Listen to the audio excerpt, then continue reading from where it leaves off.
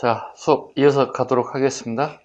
문제 108번 문제 보시면 되겠습니다. 근세 사회 파트. 근세는 조세를 의미합니다. 조선시대라는 뜻이 되겠습니다. 자, 보겠습니다. 다음 보기 중 조선 전기 신분제도에 대한 설명으로 옳은 것을 고르세요. 보기 지역번. 공노비는 유해잡직으로 불리는 하급 기술관직을 가질 수 있습니다. 맞습니다. 자, 노비에 관련된 부분이죠. 보통 공노비가 있고 그 다음에 산노비가 있다고 그랬죠. 자, 공노비는 유해잡직으로 관직에 나갈 수 있습니다. 다르게 표현하면 기술직이라는 뜻이 되겠네요. 요즘 말로 치면. 반대되는 단어는 윤회풍관이라고 합니다. 윤회풍관이라. 윤회풍관은 문무과거시험을 통해서 관직에 진출하는 친구들 갖다가 윤회풍관이라고 이런 얘기를 쓰죠. 공노비는 유해잡직이 가능하다. 단 사노비는 유해잡직으로 관직에 나갈 수가 없다. 대표적인 게 조선 초기에 유해잡직으로 나간 사람이 누가 있을까? 있습니다. 15세기 가장 대표적인 인물, 16세기 대표적인 인물들이 있을 겁니다. 장영실, 그 다음에 이상자. 이건 도화서에 그림을 잘 그려서 도화서에서 근무를 했고요. 송화보월도라고 하는 유명한 그림이 남겨 있습니다. 송화보월도, 송화보월도, 송화보월도란 유명한 작품이 한 점 남아 있습니다. 도화서의 노비 출신으로서 그림을 잘 그려서 기술직으로서 종사하게 됐다. 장영실이 우리 여러분 알다시피 세종대왕 때부터 많은 과학기술을 발명한 대표적인 인사이다. 두 번째, 서울은 경국대전에 의하면 문과 응시가 가능했지만 실제로는 제약을 받았다. 아니요.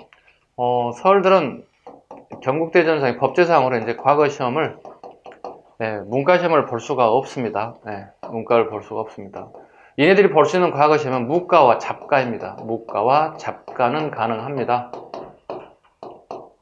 아주 기본적인 내용들을 보시면 되겠습니다. 그 다음에 디귿번, 지위가 높은 문무관원의 자손에게는 음서와 대가 등의 혜택이 있었다.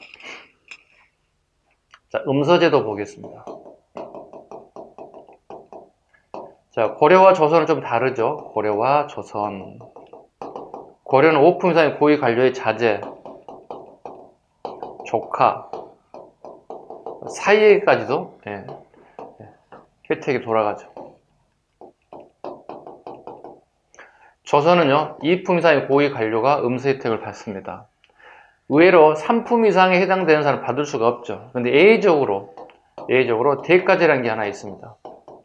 대가제라는 말은 왕의 힘을 써서 음서에 나가는 제도라도 대가제도라고 부릅니다. 왕이 특별하게 혜택을 주는 경우가 있습니다. 이걸 대가제라고 부릅니다. 구분하시면 되겠습니다. 고려 5품, 조선 2품, 단 3품도 가능한 경우는 요즘 속된 말로 하면 왕의 백으로 들어갈 수 있는 게 하나 있다. 찬스, 대가 찬스. 리을번, 국역 노동이 끝난 공장들은 시장을 상대로 필요한 물품을 만들어 판매하여 이득을 취하였다. 리을번도 많습니다. 이걸 공장안이라고 그러죠. 공장안이라는 말은 수공업자 명분을 얘기합니다. 수공업자들의 명부. 어떤 특정한 물건을 잘 만드는 사람들, 출소부라고 보시면 되겠죠. 얘네들은 당연히 국가에서 원하는 물품을 만들어서 납품해야 됩니다. 자, 납품하게 되면 어떤 대가가 치러지느냐? 대가가 없어요. 대가가 없으면 어떻게 해야 될까요? 별도의 물건을 또 만들어야 되겠죠. 별도의 물건을 제작해서 시중에다 팔아야 된다고. 판매하고 그 다음에 여기에 상환한 이익을 가지고 생활을 해야 된다는 뜻입니다. 되게 불편한 제도죠. 그죠? 이 공장원 제도 불편한 제도죠. 이걸 훗날 정조댁으로 바꿔버린다고. 즉 공장원 제도 폐지돼 버린다고. 중요한 단어입니다. 이게 납포장 제도입니다. 납포장 제도로 옵니다. 납포장 제도로 인해서 우리 산업이 급격하게 발전이 이루어진다. 산업이 발전되기 시작합니다. 무슨 제도? 납포장 제도 시스템. 납포장이란 납부하세요. 뭐래요?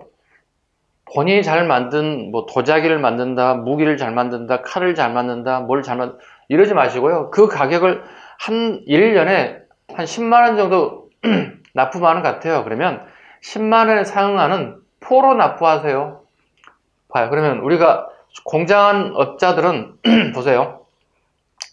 하나, 두 가지를 해야 먹고 살 수 있다고. 납품의 의무, 자기 생산에 판매해야 되는 의무. 생계를 유지되니까. 근데 납품하는 의무를 생략시켜버리는 거야. 대신 뭘로? 그 가격에 상당하는 포로 납부하라는 뜻이에요. 그럼 훨씬 더 일이 좋아졌죠. 내가 잘 만드는 물건을 열심히 만들어서 그에 상응 가격 10만원, 10만원 납부하고 계속 자기 이익을 챙길 수 있는 것들이죠. 이게 납포장제도. 시험에 잘 나올 수밖에 없습니다. 그리고 납포장제도가 발전되면서 등장하는 이제 공인제도. 공인이 오면서 어떻게 선대주송업이 발달할 수밖에 없어요. 물건을 만들어 공인에게 납품하면 되는 거예요, 이렇게. 그리고 공인이 국가에다가 전애들이 원하는 물건을 갖다 납품해주면 되는 거예요, 이렇게. 그리고 난 다음에 창고에 물건들 이렇게 비축, 저장했겠지. 이 물건을 갖다 살짝살짝 팔아본 애들이 등장하더라는데, 이게 도구예요. 이게 이제 도매하는 애들이야. 그래서 이거 중도화적 성격이다 이런 표현을 써요. 자주 얘기합니다. 아자가 어린아이 아자라고. 네, 어린아이가 아장아장하는 첫 걸음마 단계다. 이게 발전되면서 여러분 알고 있는 사상이 등장하는 거예요. 뭐 개성상인, 뭐 유상, 만상 이런 게 돼. 네, 사상이 등장한다. 즉 부산에 가면 내상이란 게 있다고. 내상. 저 우주에 가면 만상이 있다고 이렇게. 이제는 청나라하고 거래하는 애들이고 내상은 일본과 거래하는 애들이다. 그죠? 그 다음에 개경에 가면 송상이 있을 거고, 그죠? 평양에 가면 유상이 있을 거고, 그 다음에 서울에 가면 경강상이 있을 것이고, 네, 이렇게 내상이 경강상이네, 경강상이 내상은 또 송상에 가기도 하고요. 이렇게 유상까지, 그 다음에 만상까지, 청나라까지 이런 무역이 활성화된 과정이 쭉 여러분들 이해할 수 있어야 됩니다. 이거 이해 안 되시고 뭐 당장 하나하나 막 외우기 시작하면 되게 힘들어지고 재미도 없어요. 요 그래프를 여러분들 스스로 그릴 수 있는 능력을 길렀으면 좋겠습니다. 자, 답은 2번이 됐고 109번 가볼까요? 108번 좀 길어졌네요. 109번 보겠습니다. 109번. 다음에서 설명하고 있는 조선시대 호족에 대한 내용으로 적절한 것을 보기 위해서 모두 고르세요. 국가는 재정의 토대가 되는 수지체제를 운영하기 위해 토지대장인 양안과 인구대장인 호족을 작성, 이를 근거로 전세, 공납, 역을 백성에게 부과했다. 적절한 것을 골라보세요. 자, 기억번. 호족은 3년에 한 번씩 관청에서 호주의 신고를 받아서 3년에 한 번 주로습니다. 원칙입니다. 두 번째, 호족에 관료였던 양반은 관직과 풍계를 기록해야 되고요. 관직에 몸닿지 않는 양반은 유학이라고 적어야 됩니다. 유학자라고 적어야 됩니다. 디귿번. 호족에는 호의, 소재지, 호주의 직역과 성명, 호주와 처의 연령, 본관, 밀양박씨, 김혜김씨, 경주채씨 이런 거 적어야 된다고요. 그 다음에 부, 그 다음에 조부, 증조부, 애조부 등을 적어야 됩니다. 왜 적어야 될까요? 이런 걸 갖다가요. 예, 과거 시험을 보는 데 있어서 이러면 양반의 자제인지 아닌지를 확인할 필요가 있는 거죠. 호족에는 평민은 보병이나 기병 등 군역을 기록하였으며 노비 이름도 기록하였습니다. 노비도 이름을 기록해야 됩니다. 모두 다 맞습니다. 답은 4번이 되겠습니다. 110번. 가의 조직에 대한 설명을 가장 옳지 않는 것. 무릇 뒤에 가에 가입하기를 원하는 자에게 반드시 먼저 규향문을 몇 달 동안 시행할 수 있는가를 스스로 헤아려 본 뒤에 가입하기를 청하게 하였다. 이건 이 향약에 들어가게 한 것들이거든요. 이걸 일명 이의 해주 향약이라고 부릅니다.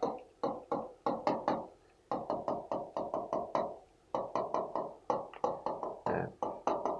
향약에 대한 글을 읽고 본인이 가능하겠는지 물어보는 뜻이죠. 네. 문제 110번입니다.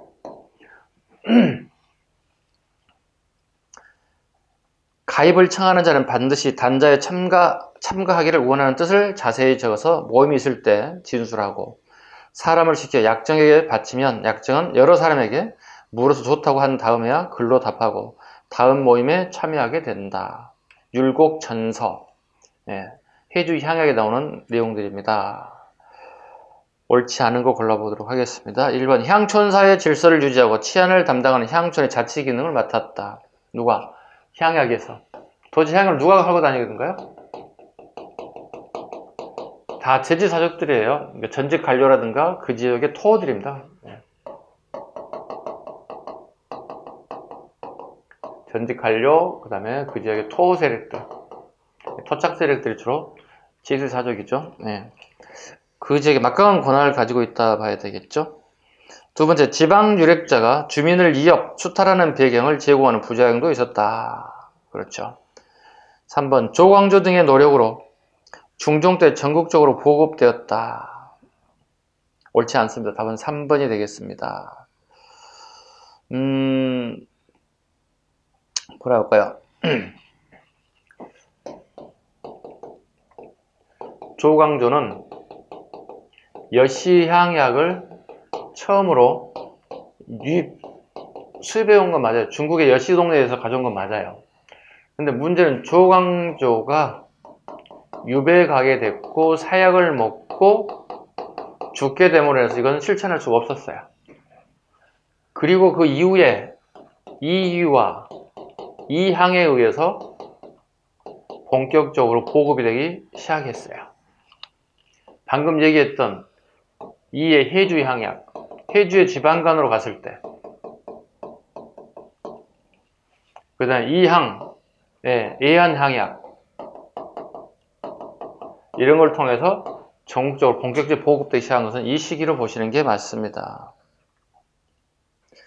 4번 덕업상권, 과실상교, 예속상교, 그 다음에 한난상일 등이 강령으로 삼게 되었습니다. 이건 여시향약에 나온 내용 그대로 우리 일반 향약에다 집어넣었다 보시면 되겠습니다. 해주 향약 하나 더 적어볼까요? 서원 향약도 적어볼까요? 서원 향약. 맞았다. 이건 청주 지역을 얘기합니다. 청주의 지방간으로 갔을 때 이이가 이향과 이하 같은 사람들이 왜 향약을 자 봐봐. 국가기관 정부에서는 경국대회라는 게 있다고. 그럼 지방에는 법이 없잖아요. 경투장 하나도 안 된다는 얘기야. 지방에 약속을 하나 잡자, 향약이. 자주 얘기하잖아요. 이걸 수레라 본다면 수레의 바퀴가 하나 가지고는 굴러갈 수 없다는 거야. 그래서 두 개를 축으로 해서 우리나라를 끌고 나가야 된다. 국가에는 경국대전, 지방에는 향약이라고 한 것을 만들어서 두 개 수레바퀴가 끌고 나가는 게 축이 돼야 된다. 그 시대 사람들의 생각이에요. 지금 생각은 뭐 같아요? 지방자치에 해당되는 법들이 만들어졌을 거거든요. 그래서 지금 충분히 이해되는 내용들이죠. 우리가 지금 지방자치를 하지 않는다면 이해할 수 없는 부분이 또 발생할 수 있겠죠. 아니 왜 법이 이렇게 적용되지? 이렇게 할 수 있겠지만 두 개의 법이 있어야 됐다는 생각을 했다는 거예요. 그 사람들 입장에서. 답은 3번이 되겠고요. 그 다음에 문제 111번이네요. 111번 보겠습니다. 또 향약이네요. 자, 저서지의 향약에 대한 설명을 옳은 것만을 모두 골라보세요. 지역번 양반만 향약의 구성원이 되었다. 아닙니다. 전체가 다 포함됩니다. 그 향약에는 일반민들이 다 포함됩니다. 네. 향약의 구성원 전 국민이 다 해당됩니다. 뭐 양반도 포함되는 거고 양인도 포함되는 거고 노비도 포함되는 거. 왜? 법을 적용시키잖아. 누구는 적용시키고 누구는 적용시키지 않는 법이 없잖아. 향약을 따라야 되잖아요. 그죠? 신분 낮은 애들이 양반 흉내를 내면 어떻게? 가장 강력하게 다루는 게 향약이에요. 그 다음에 신분 낮은 애가 양반집의 규수, 딸내미를 짝사랑하거나 사랑하게 되면 추방당할 정도로 엄격한 법을 집행하는 게 향약이에요. 그러니까 전 국민이 다 포함되어야 되는 거예요. 누구에게만 법 적용해서는 안 되겠죠. 국가의 법도 마찬가지겠죠. 누구에게라도 적용해야 되겠죠. 두 번째, 향촌사의 질서유지 기여하였다. 맞죠? 향약은 엄격한 질서유지. 기존의 신분제 질서를 그대로 가지고 가려고 하는 게 향약입니다. 세 번째, 중종 때 조광조 등이 각지의 향약을 보급하기 시작했다. 네. 보급하기 시작했지만 본격적인 보급은 여기에요. 조광조는 유입했고 시작했을 뿐이지 본격 유입은 2항과 2로 가야 됩니다. 향촌사회를 운영하기 위하여 수령이 만든 자치규약이다. 아까도 얘기했잖아요. 향약은 수령이 만든 게 아니라고요. 누가 만들었어요? 얘네들이 만들었어요. 얘들은 중요한 의미를 가지고 있어요. 전직 관료이거나 토호들이거든. 중앙에 있는 고위 관료들과 전부 다 연결이 되는 사람들이었어요. 그래서 지방관들 속된 말로 이렇게 표현을 하거든요. 아침에 출근할 때 자기 관청으로 가는 게 아니라고. 요즘 21세기로 번역해 볼게요. 자, 우리 유명한 스타벅스 커피가 가장 맛있고 비싼 커피를 테이크아웃해서 여기 제지사족들이 있는 곳에 가서 커피 드리고 온다고. 잘 주무셨습니까? 커피는 드셨습니까? 커피 사왔습니다. 이렇게. 그리고 난 다음에 자기 사무실 출근한다고. 끝날 때, 퇴근할 때 어떻게 업무는 잘 보셨습니까? 하루 종일? 퇴근하실 때 밖에 차 대기해 놨습니다. 같이 가시죠. 방향이 같습니다. 이런 식이에요. 왜일까요, 이게? 이게. 인사권과 밀접한 관련이 있어. 지방 애들은 목표가 어디죠? 항상 중앙으로 다시 올라가는 거예요. 그렇게 해서 어떻게 연결줄이 꼭 필요한 거예요. 지방에 처 박혀있으면 누가 알아줄 거예요, 그거? 어떤 연결이라도 통해서 중앙에 관료를 진출하려고 하는 거겠지. 그러다 보니 역전현상이 벌어지더라. 답은 니은, 디귿, 답은 3번이 되겠습니다. 자, 68페이지 넘겨볼까요? 페이지 68페이지. 문제로는 112번. 자, 이제 문화파트로 한번 또 가야 되겠네요. 자, 조선의 문화파트. 자, 112번. 조선 전기, 가학, 기술에 대한 설명을 가장 옳지 않은 것을 고르세요. 1번. 한양을 기준으로 작성한 역법인 칠정산 4편을 만들었다. 칠정산 4편. 누가?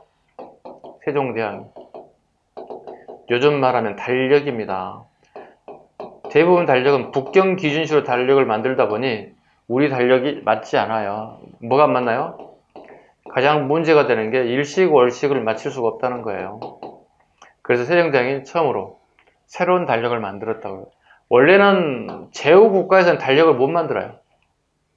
황제국가에서 만들 수 있다고. 근데 세종대왕이 기존에 사용됐던 수시력, 그 다음에 대통력, 플러스 아라비아의 해해력, 이걸 합쳐서 만든 게 칠정산 4편이에요. 기존에 사용됐기 때문에 이걸 뭐라 그러죠? 네. 예부에 들어왔죠. 합쳐졌다. 칠정산 봐. 1, 월, 하, 수, 목, 금, 토. 해, 달, 화성, 수성, 목성, 금성, 토성. 잘 봐요. 여기 지구라고, 이거. 지구를 중심으로 이런 행성들이 이렇게 움직이고 있다고. 이걸 간격을 정확하게 계산해야 한다고. 그러면 수학적인 계산 방법이 있지 않고는 도저히 계산하기 어려워졌어요. 아라비아 해력이 들어왔던 얘기는 아라비아의 산수 같은 이런 것들이 들어오기 시작했다는 거예요. 계산법들이. 이게 합쳐서 만든 게 칠정산 4편의 달력이에요. 3년당 안 나왔습니다. 그러니까 3년간 기출이 지금 안 나왔고요. 네. 그리고 앞에 5에서 6년 정도가 계속 기출이 됐어요. 이렇게. 그럼 내년이 4년째 되는데 4년째 기출 문제가 새롭게 나오지 않을까? 새로운 문제가. 칠정산 4편이 나온다면 무조건 묻는 답은 세종대왕의 업적을 선택지를 골라내는 거예요. 거의 기본이에요. 이게 나온다면 난이도가 제일 낮은 거야.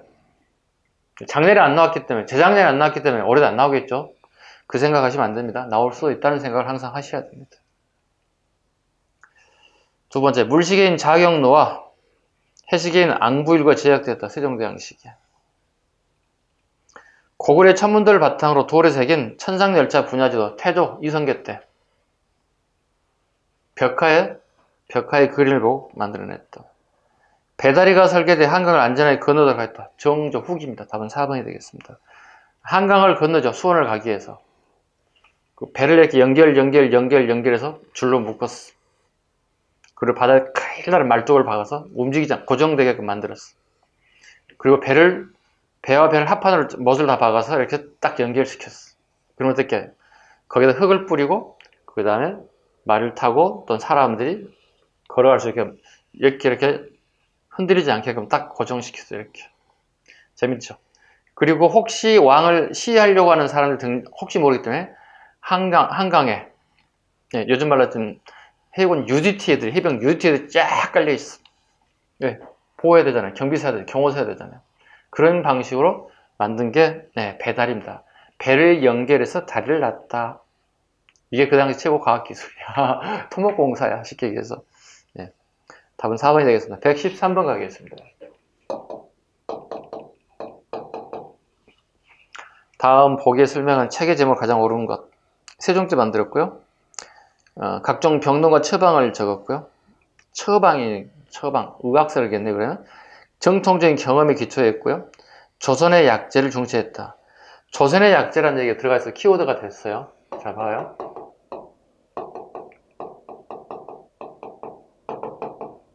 당제라 불러요. 그 다음에 조선의 약재를 갖다 우리는 향약이라고 불러요. 그러니까 처음에 그 약을 처방할 때는 전부 다 중국의 의서를 가져왔기 때문에 중국에서 생산되는 약재를 썼다는 거지. 그러나 고려 말부터는, 그죠? 향약 구급방부터는 어떻게 해요? 고려 말에 이런 게 들어왔죠, 이미?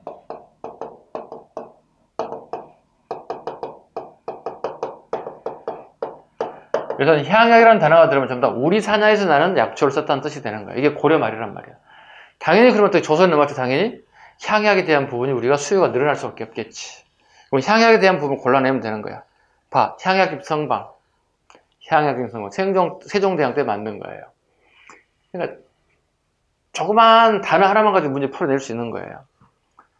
그 다음에 동의보감, 허준, 강해군시계, 임질이라는 이후에 금양잡록, 강희맹, 조선정기, 칠정산 4편 요겁니다. 세종대왕 때 만드는 달력을 의미합니다. 답은 1번이 되겠습니다. 그 다음에 문제 114번 볼까요? 문제 114번. 자, 밑줄진 본서에 대한 설명으로 옳지 않은 것을 고르세요. 오방의 풍토가 같지 않으면 농법도 같을 수 없다 하여 각도의 감사에게, 감사는 관찰사, 오늘날 도지사를 의미합니다. 감사에게 명하여 주현의 노농들에게 지역에 따라 정확한 바를 자세히 듣고 수집하도록 해서 본서를 편찬하게 했다. 예, 누군가의 농업 기술을 듣고 기록했다는 게 농사직설입니다. 집현전의 학사들에게 얘기했다. 그 대표 인사 정초, 변효문, 이와 같은 사람들이 기록한 책 농사직설, 세종대왕시. 그리고 난 다음에 공법 실시. 연분 구등법, 전분 육등법. 그죠? 자, 보겠습니다. 옳지 않은 겁니다. 우리 현실과 풍토에 맞는 농법이 요구됨에 따라서 간행되었다. 맞죠? 2번. 중국의 농사인 제민요술, 농상집요, 사시찬요 등을 참고해서 만들었습니다. 맞습니다. 3번. 지금의 시흥지방 등을 중심으로 강희맹이 기술하였습니다. 네, 강희맹은 금양잡록입니다.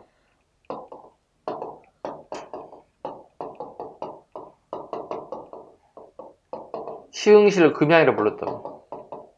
금양지방의 농법에 대한 잡수령을 다 기록했다 이런 뜻이 됩니다. 강희맹입니다.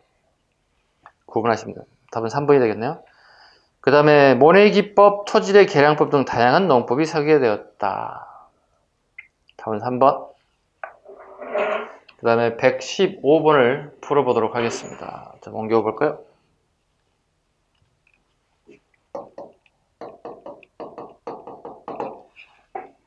기억과 니은 사이에 있었던 사실로 가장 적절하지 않은 것을 고르세요. 지리서의 편찬이 추진되어 신찬 팔도지지를 편찬하였습니다. 세종대왕. 조선 전기를 대표하는 동국지도를 완성했습니다. 동국지도를 완성했습니다. 네, 성종시기.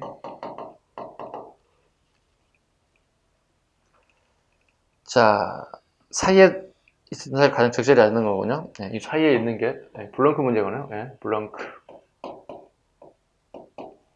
여기에 들어가지 않을 걸 골라내면 되겠네요. 고조선부터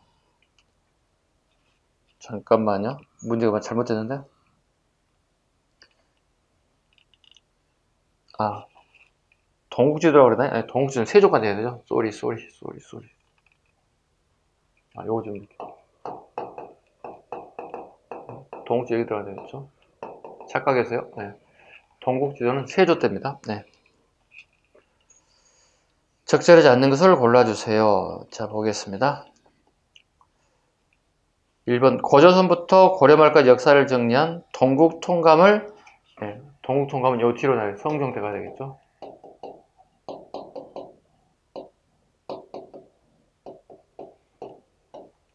손자입니다. 고조선의 역사를 자주의 입장에서 정리했습니다. 고려사 조려. 요 사이에 들어갑니다. 고려사. 네, 세종대왕이 명해서 문종 때 완성했습니다. 두 가지가 있죠. 고려사도 마찬가지죠. 세종 때 명해서 문종 때 완성한 책이 둘 다 여기입니다.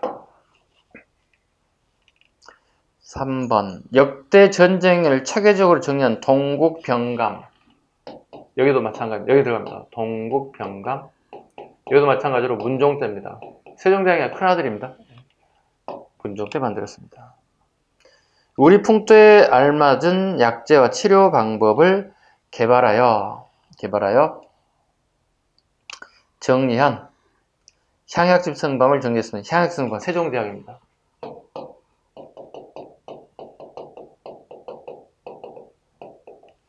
옳지 않는 건 답은 1번이 되겠습니다. 1번은 여기 들어갈 수가 없습니다. 됐죠? 네. 그 다음에 116번 가겠습니다. 이거 한번 볼까요? 자, 조선 전기 문화에 대한 설명으로 옳은 것을 고르세요. 1번 어우야담. 예. 비롯한 야담 잡기류가 성행했다. 예. 어우야담은 되게 시험에 잘 나오는 지문입니다. 강혜운 시기의 유몽인에 관련된 문입니다. 강혜운 시기의 유몽인에 대한 얘기입니다. 두 번째, 유서로 불리는 백과사전이 널리 편찬되었습니다. 백과사전, 유서.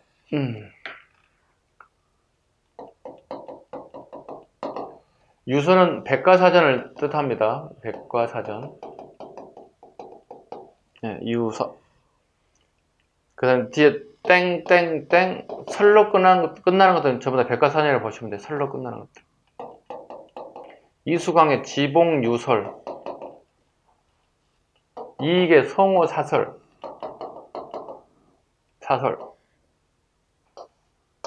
네, 전부 다 백과사전입니다.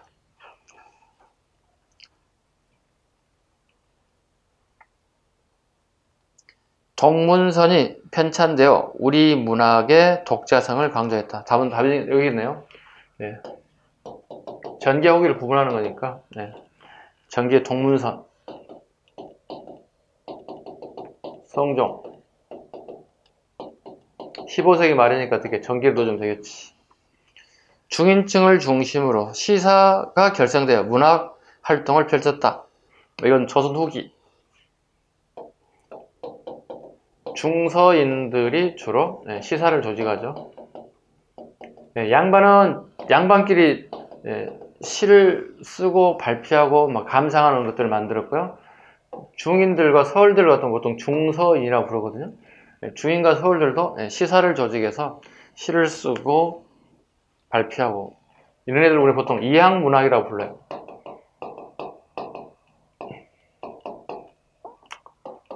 거리 이자 항구 항자입니다. 예, 거리에서, 그다음 항구 도시에서, 그러니까 바다와 맞닿은 그런 곳에서, 즉 일반 양반들이 잘 가지 않는 곳에서 문학 작품 활동했던 문학들, 예, 이항 문학이라고도 합니다. 답은 3번이 되겠습니다. 117번 문제. 밑줄 친 그에 대한 설명으로 옳은 것을 고르세요. 그의 사상은 사림이 구체제를 비판하고 훈책과 투쟁하다는 시기를 바탕으로 하고 있다. 또한 왕 스스로가 인격과 학식을 수행하기에 부단히 노력해야 한다는 점을 강조했다. 그의 사상이 일본에 전파되면서 일본의 동방의 주자라 불렀습니다. 이 항에 대한 얘기입니다. 태계 이 항에 대한 얘기입니다. 옳은 거 고르겠습니다. 기호학파를 형성하였다. 이 항은 영남학파입니다. 예.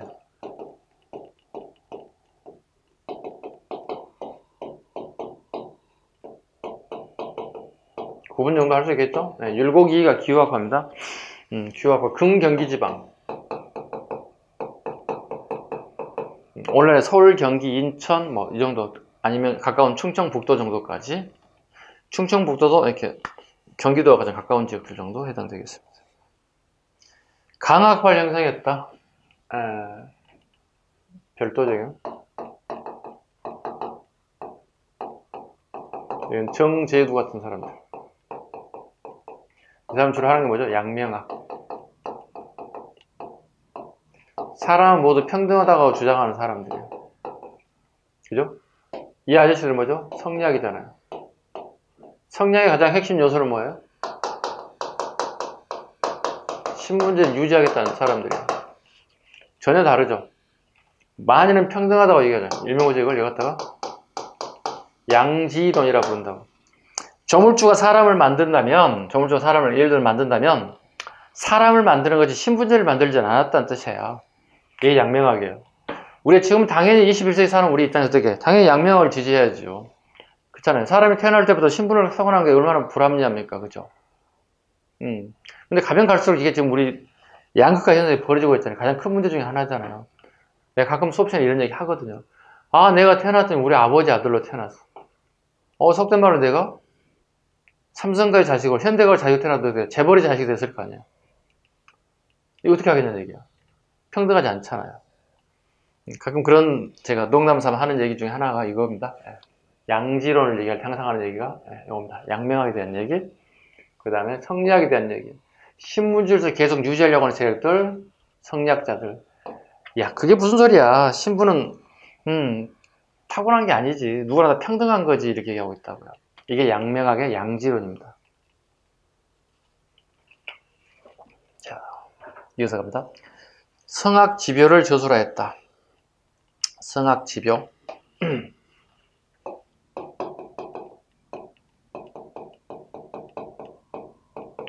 여기는 성학 10도죠. 이게 뭐죠? 군주론이에요. 앞으로 왕이 될 사람은 어떻게 할 것인가? 스스로 해야 된다는 거예요. 자율성을 얘기하는 거고요. 얘가 훗날 왕이 될 때 진짜 멍청한 애면 어떡할 거야? 미래서 공부시켜야 한다. 타율성이에요. 강제성이 가지고 있어요. 앞으로 왕이 될 사람인데 공부 좀 빡세게 시켜야지. 바보 멍청이나 왕을 시킬 수 없는 거 아니야? 장자라게 해가지고. 예.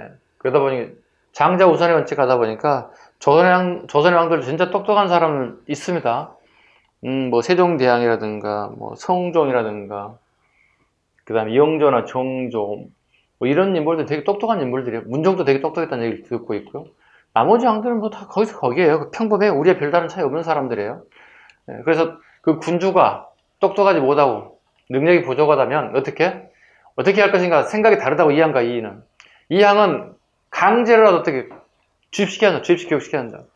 율곡이의는 아니 이항은 자율성 얘기하는 거고 그 다음에 이는 강제로라도 교육시켜야 한다는 얘기하고 있습니다. 그래서 책 제목 자체가 달라졌습니다. 구분 잘 하시기 바랍니다. 성학10도를 저술하였다. 이항. 답은 4번이 되겠습니다. 118번 문제를 보도록 하겠습니다. 볼까요? 문제 118번. 하나 더 하고 줄까요? 118번 보세요. 자, 가와 나를 주장한 인물들에 대한 설명을 가장 옳은 것으로 고르세요. 자, 이제 이 도와 해설을 만들어 겨우 10폭밖에 되지 않는 종이에 풀어 놓았습니다만 이것을 생각하고 익혀서 평소에 조용히 혼자 계실 때 공부하소서. 도라는 것이 동그란 책, 도. 도입니다, 여기. 성악 10도, 그림 도자를 얘기하고 있습니다. 두 번째, 재앙의 학문은 기질을 바꾸는 것보다 절실한 것이 없고 재앙의 정치는 정성을 다해 어진 일을 등하는 것보다 우선하는 것이 없을 것입니다. 네, 이건 성악 지별을 얘기하고 있습니다. 그 율곡 이의와 택의 이항에 대한 인물에 대한 설명으로 가장 옳은 것. 가. 이항은 동어문답과 경몽욕을 했나요? 이건 이항이 아니라 이의입니다. 동어문답. 이의의 동어문답.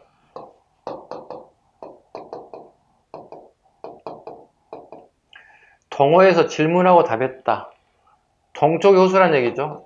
이게 이제 사가 독서제가 본격화 되죠. 사가 독서제. 고위 관료들이 공부를 좀 할 수 있는 시간을 좀 달라.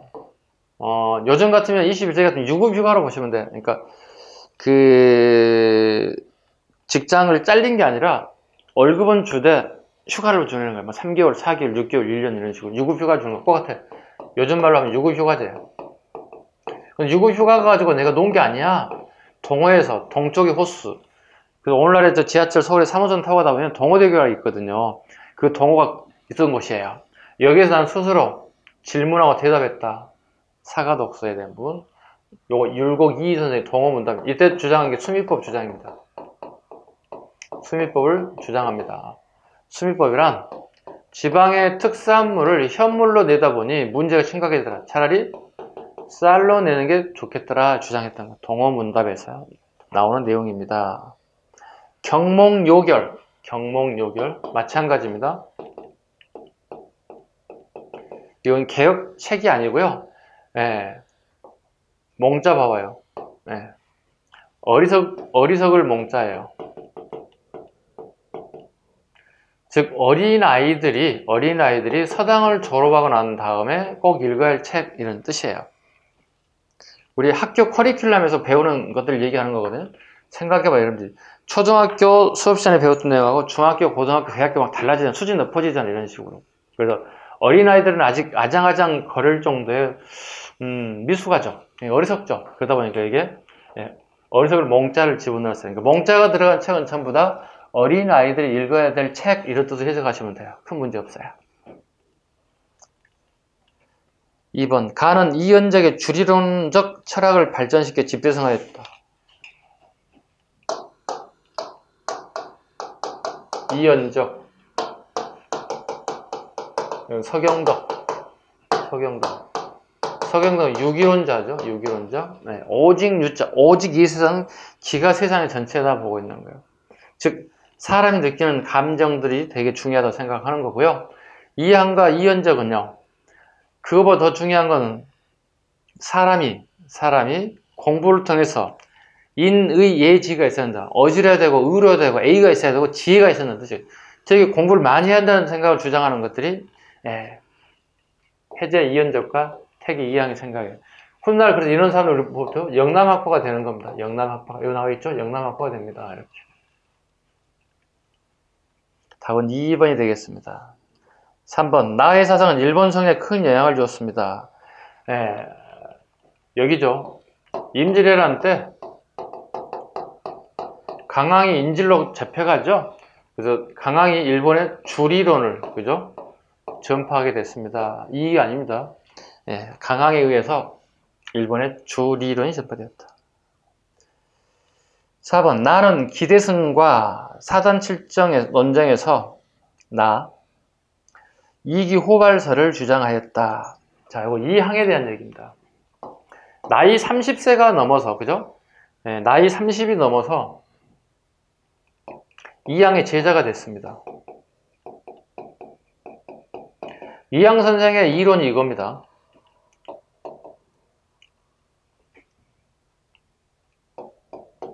이기이원론을 주장합니다. 이기이원론. 근데 기대성이 생각해보니 이와 기는 원인이 두 가지라고 얘기하고 있잖아요. 근데 기대성은 아닌 것 같습니다. 주장한다는 얘기야. 기대성은 이와 기는 같은 것 같아요. 이게 공방설을 주장한다고. 이 공방설.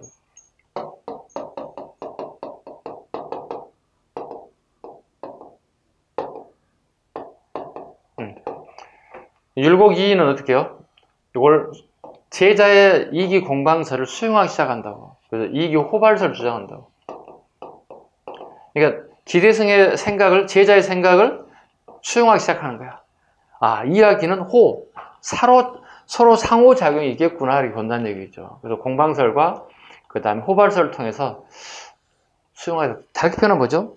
나이 드신 이양 선생이 젊은 소장학파의 제자인 기대성의 생각을 멀리 하는 게 아니라 수용하기 시작한다는 거야. 그러니까 학문을 되게 유연하게 받아들일 수 있는 그런 마인드도 있는 분이라는 걸 우리가 이양 선생을 전적으로 이해할 수 있다는 겁니다.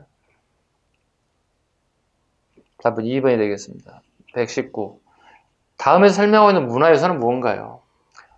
자, 선생님이 이거 작년에 모의고사를 냈던 문제인데 똑같이 나왔어요. 그래서 애들 작년에 이걸 시험 봤던 친구들이 깜짝 놀랐대. 왜? 아니, 이런 문제를 똑같이 낼 수가 있냐고, 그렇게. 몰라요. 저도 어떻게 하다 보니 그래 됐어요. 다음 글에 설명하는 문화유산을 볼까요? 이것은 원래 성정형인 월산대군의 집이 있던 것으로 선조가 임시대란 이후에 임시거처로 사용, 일명 정릉동 행국이라고 불렸습니다. 정릉동 행국이라고 불렸습니다. 정릉이라는 단어도 우리 한번 봐야 되겠죠. 네, 외우는 문제가 아니에요.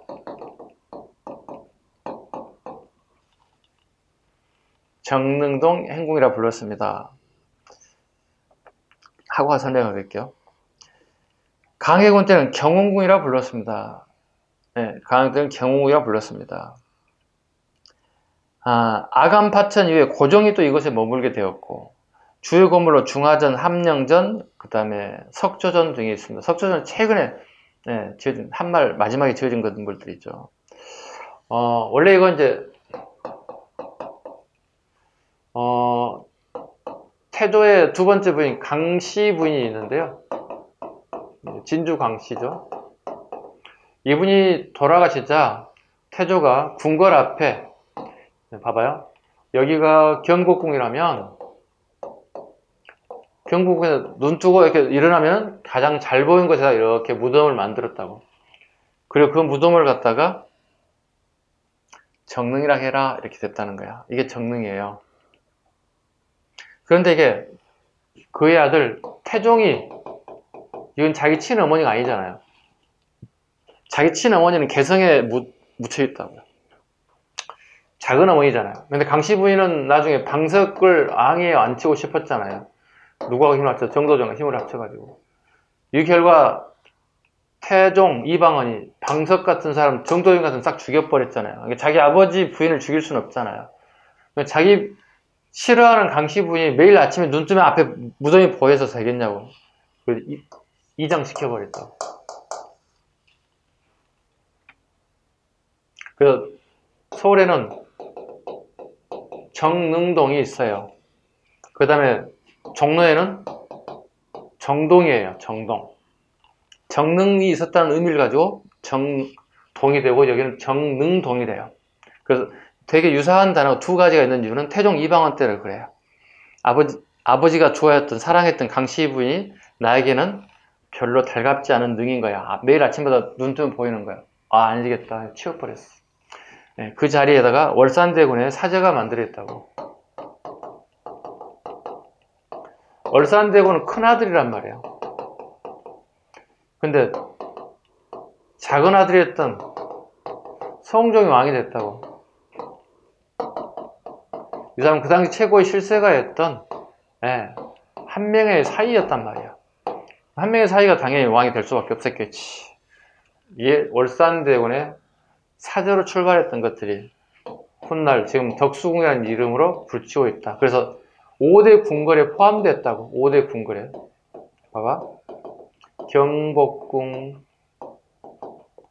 창덕궁, 창경궁, 경희궁, 그 다음에 덕수궁. 이걸 서울의 조선시대 5대 궁궐이라고 얘기한다고. 이거 누가 했어? 태조 이성계가. 정종 때 아까 방금 얘기했지. 다시 개경으로 촌도해 버렸다고. 그 정종 사후에 태종이 서울에 다시 와봤다고. 서울에 다시 와봤는데 경복궁이 너무 초라하고 너무 작은 거야. 얘 하나 더 지어야 됐다. 그 옆에 하나 더 지었어. 내가 덕을 많이 쌓을 거야. 창덕궁. 그 다음에 창경궁. 이건 성종 때야.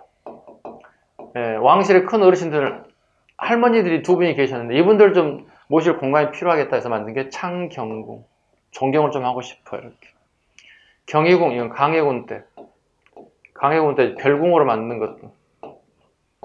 덕수궁. 방금 얘기했던 월산대군의 사저가 이렇게 덕수궁으로 바뀌어갔다.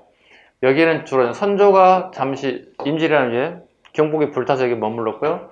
그 다음에 고정임금도 여기에 머물렀어요. 왕이 머물렀던 공간이 됐기 때문에 이렇게 5대 궁궐이 되었다. 기본. 자, 답은 뭐가 될까요? 답은 4번이 되겠죠? 4번이 되겠습니다. 이렇게 해서 115번까지 120번. 자, 다음 건축물과 관련된 학자에 대한 설명을 옳은 것을 고르세요. 120번입니다. 페이지 72페이지.